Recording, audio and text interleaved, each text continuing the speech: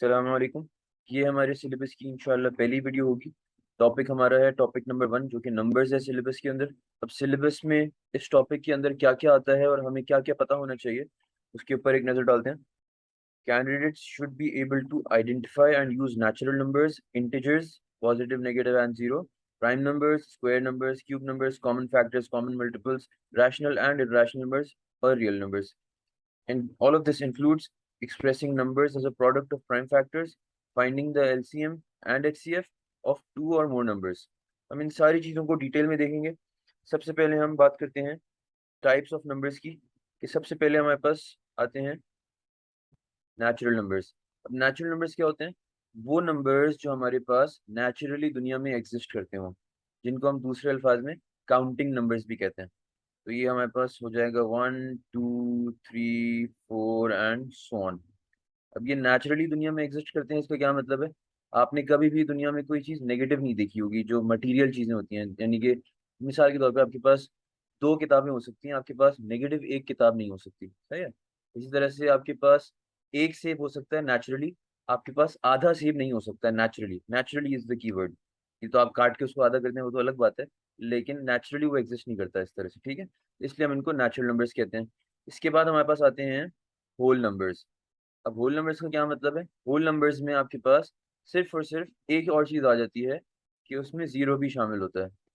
Natural numbers along with zero is called whole numbers. अब इसका मतलब एसेंशियली ये है कि ये ऐसे नंबर्स होते हैं जिसमें कोई फ्रैक्शन या डेसिमल नहीं आती। बट आसान अल्फाज में इसको समझने के लिए आप सिर्फ ये समझ लें कि नेचुरल नंबर्स में जब हम जीरो शामिल करते हैं तो वो होल नंबर्स हो जाते हैं, ठीक है। इसके बाद हमारे पास आता है इंटीजर्स। अब इंटीजर्स क्या होते हैं? इंटीजर्स बेसिकली वो नंबर्स होते हैं जिनमें ना तो कोई डेसिमल आता है और ना ही फ्रैक्शन आती है, ठीक है। तो काफी मिलते जुलते हैं होल नंबर्स से, लेकिन इसमें फर्क ये होता है कि इसमें नेगेटिव नंबर्स भी शामिल होते हैं। यानी कि -3, -2, -1, फिर जीरो, फिर 1 2 3 एंड सो ऑन। -3 से पीछे भी हो सकते हैं और 3 से आगे भी हो सकते हैं। तो ये सारे नंबर्स जिसमें आपके पास ना तो कोई डेसिमल आती है ना ही कोई फ्रैक्शन आती है, ये सारे मिल मिला के कहलाते हैं इंटीजर्स। इंटीजर्स को हम तीन हिस्सों में कैटेगराइज कर सकते हैं: पॉजिटिव इंटीजर्स, नेगेटिव इंटीजर्स और जीरो, ठीक है। अच्छा, अब इंटीजर्स के बाद हमारे पास आते हैं रैशनल नंबर्स। अब रैशनल नंबर्स का जो नाम है रैशनल, इसका ये मतलब है कि वो नंबर्स रेशियोज होते हैं। बेसिकली ये रैशनल रेशियो से निकला है, ठीक है। तो रेशियो का मतलब आपके पास P अपॉन Q एक रेशियो है, बट कंडीशन ये होती है कि P और Q दोनों इंटीजर्स होने चाहिए। मिसाल के तौर पे आपके पास 2/5, ये एक रेशियो है इंटीजर्स का, इसलिए I call this a rational number. Similarly -3/2 ये भी एक रेशियो है।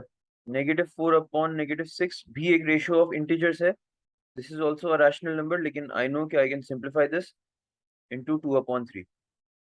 अब एक सवाल ही जहन में उठता है कि क्या जो इंटीजर्स होते हैं क्या ये भी रैशनल नंबर्स होते हैं?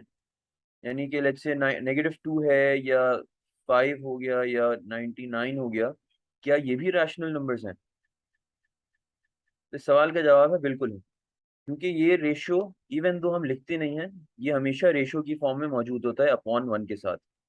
अपॉन वन लिखने का कोई फायदा होता नहीं है यूजुअली, इसलिए हम इसको लिखते नहीं है, but there still rational numbers. Rational numbers के बाद आपके पास आते हैं इर्रेशनल नंबर्स। अब ऑब्वियसली ये जो है वो नंबर्स होंगे जो कि रैशनल नहीं होंगे। अब इसका क्या मतलब हुआ? इसका मतलब ये हुआ कि कुछ नंबर्स ऐसे हमारे पास होते हैं जो कि रेशियो ऑफ इंटीजर्स की फॉर्म में नहीं लिखे जा सकते। इसकी सबसे बड़ी एग्जांपल आपके जहन में या तो पाई आनी चाहिए या √2 आनी चाहिए। तो ये दो बहुत ही कॉमन एग्जांपल्स हैं जो कि हमें इर्रेशनल नंबर्स देने के लिए समझाई जाती हैं। इसी तरह से किसी भी इम्परफेक्ट स्क्वायर को मैं स्क्वायर रूट के अंदर लिख दूं, जैसे 5 हो गया, तो this will also give me N irrational number. And finally in तमाम नंबर्स को मिला के हमारे पास जो नंबर्स का एक ग्रुप बनता है उसको हम कहते हैं रियल नंबर्स, ठीक है। रियल नंबर्स को हम बेसिकली तो सिर्फ इन्हीं दोनों को मिला के लिखते हैं कि रैशनल प्लस इर्रेशनल, आपको मिला के रियल नंबर्स देते हैं। बाकियों को इंक्लूड हम इसलिए नहीं करते बिकॉज ये तीनों जो कैटेगरीज हैं हमारे पास, ये तीनों रैशनल नंबर्स ही कहलाती हैं, जैसे हमने अभी देखा था, ठीक है। तो रैशनल और इर्रेशनल मिलके हमारे पास रियल नंबर्स कहलाते हैं। अब हम आते हैं कुछ स्पेशल टाइप्स ऑफ नंबर्स के ऊपर, जो कि हैं तो इन्हीं ग्रुप्स का हिस्सा, लेकिन वो थोड़े स्पेशल होते हैं, इसलिए हम उनका अलग से जो है ऑनरेरी मेंशन कर देते हैं। सबसे पहले हमारे पास आते हैं प्राइम नंबर्स। प्राइम नंबर्स क्या होते हैं? कोई भी ऐसा नंबर जिसके सिर्फ दो फैक्टर्स हों, वो नंबर इटसेल्फ और वन। मिसाल के तौर पे आपके पास 5 है। 5 के हमारे पास कितने फैक्टर्स होते हैं?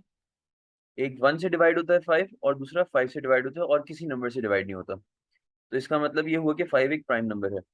सिमिलरली, अगर मैं कहता हूँ कि मैं बात कर रहा हूँ 4 की, तो 4 के मेरे पास कितने फैक्टर्स हैं? एक तो 1 होता है हमेशा, उसके बाद 4 भी हमेशा अपने आप में होता है, लेकिन क्या इसके अलावा कोई और फैक्टर है 4 का? तो बिल्कुल है, जो कि कहलाता है 2, क्योंकि 2 टाइम्स 2 इटसेल्फ इज 4।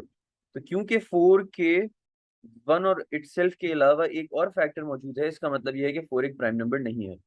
अब एक यहाँ पे कंफ्यूजन होती है बच्चों को, वो सबसे बड़ी कंफ्यूजन है प्राइम नंबर से रिलेटेड, वो ये है कि क्या 1 एक प्राइम नंबर है या नहीं है।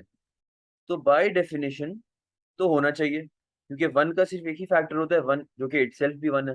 लेकिन हम प्राइम नंबर्स की डेफिनेशन में से 1 को रिमूव कर देते हैं। हम 1 को एज अ प्राइम नंबर नहीं काउंट करते कभी भी। उसकी वजूहत क्या है? अगर आपने कभी हायर लेवल की मैथ्स पढ़ी तो आपको अंदाजा होगा कि हमारे पास बहुत सारे रूल्स होते हैं, या लॉज, या जिनको हम थ्योरम्स कहते हैं, जो कि 1 के ऊपर अप्लाई नहीं करते और बाकी तमाम प्राइम नंबर्स के ऊपर अप्लाई होते हैं, जिसकी वजह से हमने 1 को प्राइम नंबर्स की डेफिनेशन में शामिल नहीं किया है। अच्छा, प्राइम नंबर्स के बाद हमारे पास आते हैं स्क्वायर नंबर्स। स्क्वायर नंबर्स क्या होते हैं? कोई भी ऐसा नंबर जिसको मैं किसी इंटीजर की पावर 2 करके लिख सकता हूँ, वो मेरे पास स्क्वायर नंबर कहलाता है। Meaning 4 can be written as 2 squared, इसका मतलब है 4 एक स्क्वायर नंबर है। 8 को हम इस तरह से किसी भी नंबर की स्क्वायर पावर में नहीं लिख सकते, इसका मतलब है कि 8 is not a square number. लेकिन अगर मैं 9 की बात करूं, तो 9 can be written as 3 squared. आप इसको 3 स्क्वायर्ड करके लिखना चाहें, या आप लिख लें इसको 3 times 3, this will result in a square number. ठीक है, इसके बाद हमारे पास ऑब्वियसली क्यूब नंबर्स आएंगे। क्यूब नंबर्स क्या होते हैं? अब जिस तरह से स्क्वायर नंबर्स के लिए मैंने पावर 2 कंसिडर की थी, क्यूब नंबर्स के लिए मैं पावर 3 कंसिडर करूंगा। कोई भी ऐसा नंबर जो किसी इंटीजर की पावर 3 के तौर पे लिखा जा सके, जैसे कि 8 की बात कर रहे थे हम अभी। 8 is not a square number, लेकिन 8 is a cube number, because it can be written as 2 to the power of 3। तो किसी भी नंबर को अगर आप किसी इंटीजर की क्यूब पावर में लिख सकते हैं, दैट मीन्स कि वो नंबर एक क्यूब नंबर है। अब ये आपको याद कैसे होगा? तो इसका बहुत ही सिंपल सा जवाब है कि in your syllabus you are suppose to know all the squares of numbers from 1 till 15 and all the cubes of numbers from 1 till 10। ठीक है, मैं तो स्टूडेंट्स को हमेशा कहता हूँ कि 1 टिल 25 तक के स्क्वायर्स याद करो, बिकॉज ये डिफरेंट क्वेश्चंस में यूटिलाइज हो जाते हैं कभी ना कभी। बट इवन इफ आपने 1 से लेके 15 तक भी कर लिया है, तो आपकी बेसिक मिनिमम रिक्वायरमेंट पूरी तो हो जाएगी उसके ऊपर। ठीक है, इसके बाद हम बात करेंगे फैक्टर्स की। फैक्टर्स क्या होते हैं? बेसिकली, अगर फॉर एग्जांपल लेट्स से हम बात करते हैं नंबर 10 की। अब 10 के फैक्टर्स जब मैं कहता हूँ, तो मेरा मकसद ये होता है कि वो तमाम नंबर्स जिनके टेबल में 10 आता हो, या इसी बात को अगर हम दूसरे तरीके से देखें, तो वो तमाम नंबर्स जो 10 को डिवाइड करते हो। यानी कि क्या 1 के टेबल में 10 आता है? बिल्कुल आता है। 2 के टेबल में? बिल्कुल। 3? नहीं। 4 के टेबल में भी नहीं आता, 5 के टेबल में आता है, एंड उसके बाद भी नहीं आएगा। ठीक है, और एंड में जाके सिर्फ 10 के ऊपर आएगा। तो इसका मतलब ये हुआ कि ये 4 नंबर्स मेरे पास ऐसे हैं जो कि इसको डिवाइड करते हैं। That's why I call these 4 numbers the factors of 10। अब इसी तरह से मैं अगर कहता हूँ आपसे कि 24 की हम बात करते हैं, 24। अब सबसे पहले हम बात करेंगे 1 की, क्योंकि 1 और वो नंबर इटसेल्फ तो हमेशा फैक्टर्स होंगे किसी भी नंबर के। तो 1 और 24 तो आएगा, 24 मैं एंड में लिखूंगा। 1 के बाद में क्या करूंगा? मैं एक एक करके चेक करूंगा कि 24 डिवाइडेड बाई 2 मेरे पास आंसर क्या आता है। अगर वो आंसर इंटीजर आ रहा है, इसका मतलब है कि ये फैक्टर होगा। तो होता है 24 डिवाइड बाई 3 इज ऑल्सो 8, तो इसका मतलब है 3 भी होगा। 4 6 आर 24, तो इसका मतलब 4 भी आएगा। 5 नहीं होगा। 6 होता है, 7 भी नहीं आएगा। 8 के टेबल में आता है, बिकॉज 8 टाइम्स 3 इज 24, तो इसका मतलब है कि 8 भी आ जाएगा यहाँ पे आपके पास। अब उसके बाद हमारे पास 9 10 11 नहीं होंगे, सीधा होगा 12। एंड फाइनली जाके 12 के बाद सीधा आएगा डायरेक्टली 24। जब हमसे कहा जाता है to write down the factors, तो फैक्टर्स लिखने के दो तरीके होते हैं। पहला तरीका ये है कि हम पेयर वाइज फैक्टर्स लिख दें। पेयर वाइज का मतलब क्या है, जब मैं 24 की बात करता हूँ और मैं कहता हूँ कि 1 इसका फैक्टर है, तो 1 को मैं किस चीज से मल्टीप्लाई कर रहा हूँ कि मेरे पास आंसर 24 आएगा, तो वो नंबर होगा 24। तो ये एक पेयर कहलाता है, पेयर वाइज फैक्टर्स कहलाएंगे। इस तरह से जब मैं 2 की बात करता हूँ, तो 2 को मैं कौन से नंबर से मल्टीप्लाई कराऊंगा कि आंसर 24 आए, तो वो होगा 12। सिमिलरली मैं ये काम करता रहूंगा आगे तक, और ये हो जाएगा 4 टाइम्स 6। और जब मैं आगे बढ़ने की कोशिश करूंगा तो मैं ये रियलाइज करूंगा कि 6 से अगर मैंने लिखा तो वापस 4 आ जाएगा, तो मुझे दोबारा लिखने की जरूरत नहीं है। ठीक है, यहाँ तक मैं जब पहुंच गया तो ये मैंने सारे फैक्टर्स को पेयर वाइज लिखा हुआ है। 1 और 24 का एक पेयर है, 2 और 12 का एक पेयर है, 3 और 8 का, एंड 4 एंड 6 का, एंड सो ऑन। दूसरा तरीका ये होता है कि हम किसी भी नंबर के तमाम पॉसिबल फैक्टर्स को एक ही साथ लिस्ट डाउन कर दें, जैसे मैं अभी पीछे लिखे हुए थे यहाँ पे 1 2 3 4 6 8 12 और 24। ठीक है। अब अगर मुझे पेयर वाइज फैक्टर्स पता हो तो मैं जाहिर बात है ये काम आराम से कर सकता हूँ। और अगर मुझे ये पता हो तो मैं ऑब्वियसली पेयर वाइज भी लिख सकता हूँ। कैसे? पहला और आखिरी मैच करेंगे, फिर सेकंड और सेकंड लास्ट, थर्ड और third last, fourth and fourth last, and so on. अब यहां से मुझे ये समझ में आया कि अगर मैं ऑल फैक्टर्स लिस्ट डाउन करना शुरू करता हूँ किसी भी नंबर के, और मैं लिस्ट डाउन करते जा रहा हूँ, मैंने 1 लिस्ट कर दिया, मैंने 2 लिस्ट कर दिया, मैं 3 पे आ गया, मैं 4 पे आ गया। अब जैसे ही मेरे पेयर्स बनना शुरू होंगे, मैं सारी कैलकुलेशन छोड़ के सिर्फ और सिर्फ 3, 2 और 1 के पेयर वाइज फैक्टर्स को आगे लिख दूंगा। अब मुझे ये चेक करने की जरूरत नहीं है कि 6 के बाद 7 फैक्टर है या नहीं है। मैंने सिर्फ ये चेक किया कि 3 का पेयर कौन सा बनेगा। 3 का पेयर 8 होता है। अब मैं 8 के बाद जाऊंगा सीधा 2 के पेयर के ऊपर। 2 का पेयर 12 होता है। मैं 8 और 12 के बीच में 9, 10 और 11 को चेक नहीं करूंगा। सिमिलरली 12 पहुंचने के बाद मैंने देखा कि सीधा 1 का पेयर 24 आता है, तो 12 और 24 के बीच के जितने भी नंबर्स होते हैं मैं उनको नहीं चेक करूंगा कि वो डिवाइड करते हैं या नहीं करते। ठीक है। अगर ये बात समझ नहीं आई है तो मेक श्योर कि आप पीछे जाएं और वीडियो को दोबारा देखें। बात बहुत ही सिंपल सी है ये वाली। ठीक है। अच्छा, अब फैक्टर्स जब हमें समझ में आ गया है तो फैक्टर्स के बाद I think you have an idea कि आगे क्या आएगा हमारे पास। मल्टीपल्स। अब फैक्टर्स के बारे में हमने कहा कि वो नंबर जो डिवाइड करता हो। अब मल्टीपल्स क्या होते हैं? मल्टीपल्स इसका ऑपोजिट कॉन्सेप्ट होता है कि मल्टीप्लाई करने के बाद जो आंसर आएगा वो मल्टीपल्स होंगे। नाम में लिखा है मल्टीपल्स। ठीक है। तो जैसे कि अगर हम 10 की बात करते हैं, तो 10 के टेबल में जितने भी नंबर्स आते हैं वो 10 के मल्टीपल्स होंगे।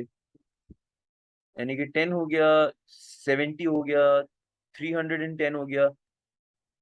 दूसरे अल्फाज में, अगर एक नंबर 10 से डिविजिबल है तो वो उसका मल्टीपल है। जैसे कि 310 हमारे पास 10 से डिविजिबल है, तो इसका मतलब ये हुआ कि ये 10 का मल्टीपल है। मल्टीपल्स ऑफ फैक्टर्स का ऑपोजिट रिलेशनशिप होता है। जैसे अगर हम यहाँ पे बात करें 2 और 6 की, तो 2 जो है is a factor of 6, and 6 is a multiple of 2, क्योंकि 2 के टेबल में 6 आता है और 6 डिविजिबल है 2 से। तो वाइस वर्सा वाली कहानी हो जाती है जब भी आप फैक्टर्स और मल्टीपल्स की बात करते हैं। ठीक है। अब मल्टीपल्स के बाद हम बात करेंगे प्राइम फैक्टराइजेशन की।